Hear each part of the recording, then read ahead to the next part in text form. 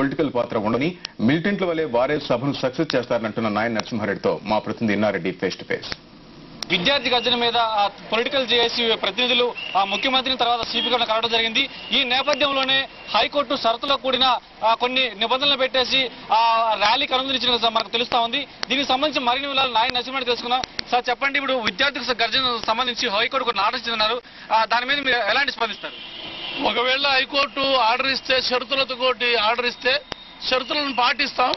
Court order ఏది ఇచ్చిందో order ప్రకారంగా మీటింగ్ గర్జన జరుపుకుంటాం. సో దీంట్లో కొంతమంది పొలిటికల్ లీడర్ ఇన్వాల్వ్ కాకుండా ఉండాలని చెప్పేసి కూడా కొన్ని షరతులు పెట్టినట్టు మనకు తెలుస్తుంది. దీని మీద సమాచారం మేము బొక్కున్నా పర్వాలేదు, మాకు మీటింగ్ జరుగుతారు, మా విద్యార్థులు మాకన్నా ఎక్కువ మాట్లాడగలుగుతారు, మాకన్నా ఎక్కువ సమాచారం వాళ్ళ దగ్గర ఉంది.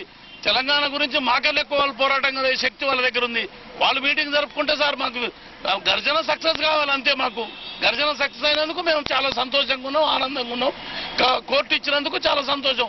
గవర్నమెంట్ మీద చెంపదెబ్బ పెట్టింది, ముఖ్యమంత్రికి కమిషనర్కు చెంపదెబ్బ పెట్టింది కోర్టు.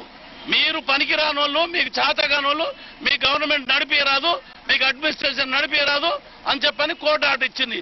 వీళ్ళకి ఇంకా తెలివి తేటలు ఉంటే సరిపోతుంది. ఇంతకు మొదలు కూడా హాస్టల్ వెకేషన్ అప్పుడు కూడా మేము పోయి ముఖ్యమంత్రిని అడిగితే హాస్టల్ దీనికి మేము ఐజీకి చెప్తా డీజీకి చెప్తా అని చెప్పి ఆయన చెప్పలే. ఈ లోపల హౌస్ మోషన్ చేసి హాస్టల్ వెకేట్ కాకుండా ఆర్డర్ తెచ్చుకున్నారు విద్యార్థులు. ఇక విద్యార్థులకు వీళ్ళ మీద ఏం నమ్మకం ఉంటుంది ముఖ్యమంత్రి మీద? సో ఈ సందర్భంగా విద్యార్థులకు మీరు ఇచ్చే సూచనలు ఏంటి? విద్యార్థులు పీస్ఫుల్ గా మీటింగ్ జరుపుకోవాలని చెప్పని మీ పర్పస్ సర్వ్ చేసుకోండి. తెలంగాణ రాష్ట్ర ఏర్పాటు కొరకు గట్టిగా పోరాటం చేయండి.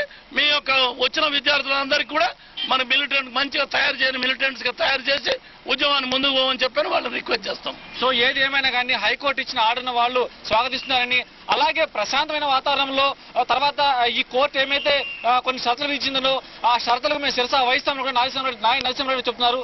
ఇన్నారెడ్డి, జీనగండ్ల, హైదరాబాద్.